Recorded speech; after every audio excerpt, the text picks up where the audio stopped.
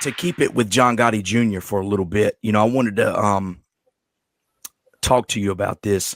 Everyone in this genre, has their own definition of what being a rat is and all that.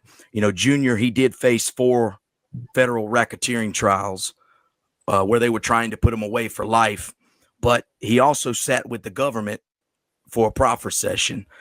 People can decide for themselves, either way. But what I wanted to ask you about is some of the names that are mentioned in John Gotti Jr.'s 302s. Some people that you know pretty well. It's spelt wrong in the 302, but John Gotti Jr. mentions Mike Cooro, and he refers to him as the Gambino family's go-to guy. Did you see that in there when we was speaking about that? I read that in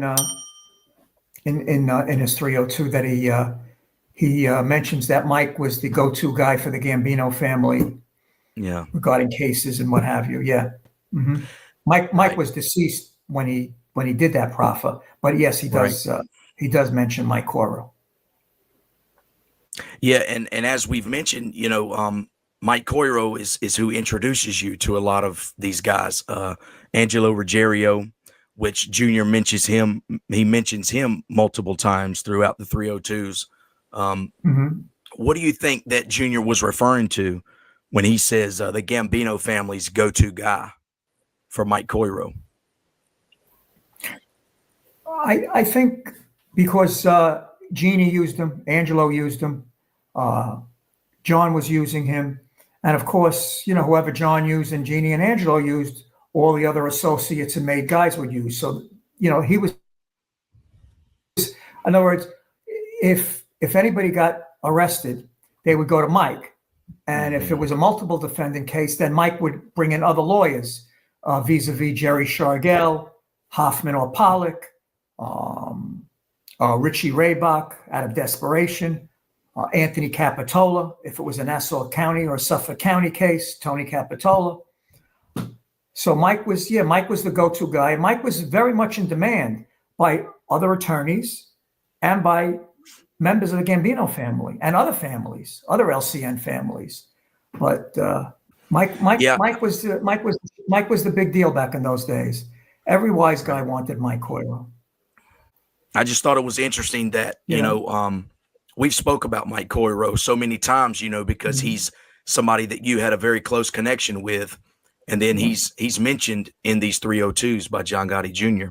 I just I found that interesting. But Mike was a good person, a good man.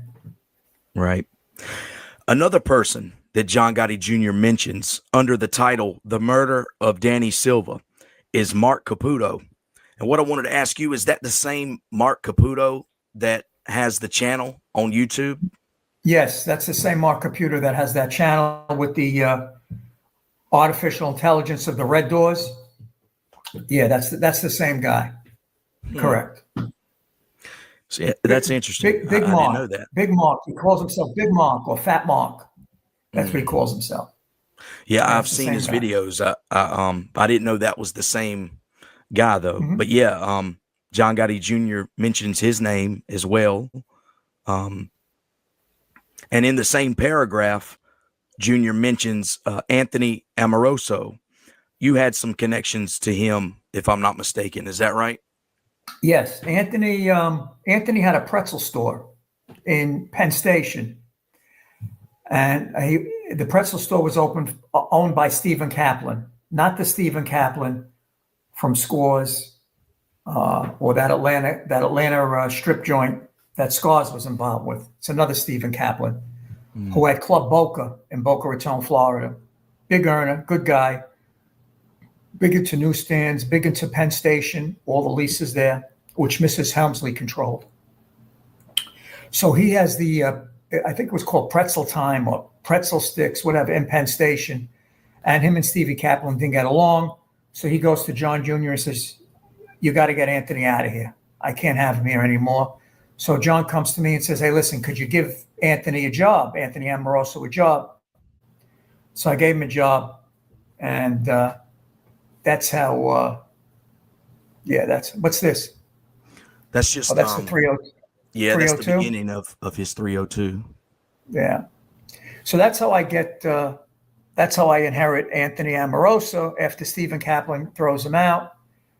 And then John, prior to all that, John opened up a supermarket for him on 101st Avenue.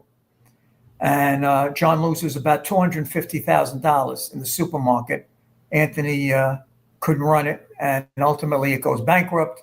And they owe Patsy Conte over $100,000. I doubt Patsy Conte ever got paid either. So that went bankrupt too. Mm. But Anthony was in my office. He didn't bring anything to the plate, but John liked him. He had 2 kids, and so we took him in, and everybody warned me against it. All his friends, everybody. In fact, even when John Sr. found out about it, he wasn't too happy about it. He says, when my son comes to you with matters like that, that's my business too. You discuss it with me. I'm not dead yet. Yeah. See, and that was the funny thing. I was not, it was not an enviable position to be in. Junior's telling me one thing, the father's telling me another thing, and the father's locked up in Marion at this point. So it was not good. Yeah. Another person that John Gotti Jr. mentions in his 302 that was still alive at the time and active was his uncle Pete Gotti. I'm sure that Pete wasn't happy about that. Did you know that he? Yeah. Did you know that he mentioned him as well? I did come to learn that he did mention Pete. Well, he hated Pete, and so he felt no allegiance to Pete. Cooro's dead. Amarosuo plays no role, and he really didn't give a shit what Amarosuo thought. Angelo Quack is dead, and listen, he took a shot, okay, and that's what he did, and it backfired on him because the government leaked those 302s. Yeah, that's what I was going to ask you, because I know Junior has mentioned before, and there was an article, I don't know if it was the Times or what, that put out an article about this, and Junior says they were trying to have him killed. So when exactly did this information come out about his 302s? I don't know the exact time, but the government, the FBI, the U.S. Attorney's Office in the Eastern and Southern District, once Junior probably told them, hey, fuck off, I'm not doing this, then those 302s magically get released. Capisi gets a hold of them because Capisi had embedded ties in the United States Attorney's offices. So those get released, and they put Junior's life in danger by doing so. And that's when you hear Junior say, they're looking to put a bullet in my head, a boo-boo in my head. And he was right. But see, that goes to show you how dirty the government plays, how dirty the FBI, how dirty Phil Scala played, how dirty Ted Otto played. They didn't care if Junior got killed. Fuck Junior. Fuck his family. He doesn't want to help us. Now let's try and get him murdered. Yeah. I mean, I believe he spoke about Danny Marino in those 302s as well. Everybody Junior hated, he talked about in the 302s. Although he didn't talk bad about Cooro because Cooro was dead. He just said, yeah, Cooro was the go-to guy. And he didn't talk about me. I don't know why. Yeah. So yeah, I just like I said earlier, people can make up their mind as to whether they feel he's a rat or not. Everybody's got their own definition. The only reason I bring them up was to bring up those names. I thought they were interesting, and I knew when I read through that you had a lot of connections to these people. You were very close with the Gotti family, so obviously you would have connections to a lot of the people that he mentioned. And yeah, it is surprising that you're not mentioned in there anywhere. Exactly.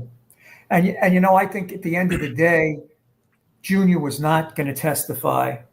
I think Junior would have either went on the lam or whatever he would have done. There's no way he was going to testify.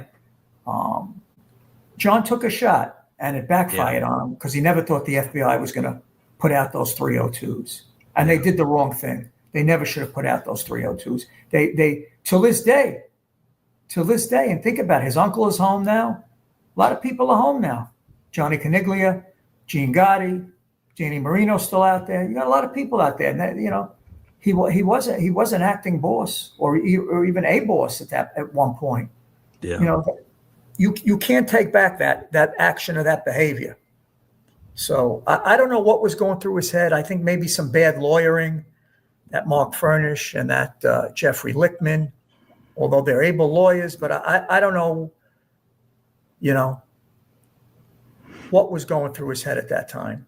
I think the multiple cases, banging him case after case after case, he was going through a lot of money, listen, I'm not defending what he did, but I will say this: he had a lot on his plate. Yeah. No excuses, but he had a lot on his plate. Yeah. Well, like I said, I mean, he did go up against 4 racketeering trials, where they were trying to put him away. I think even one case, he was facing the death penalty. So he was, and then he had that Curtis Lewa case that he was found not guilty on. Yeah. So he had a lot on his plate.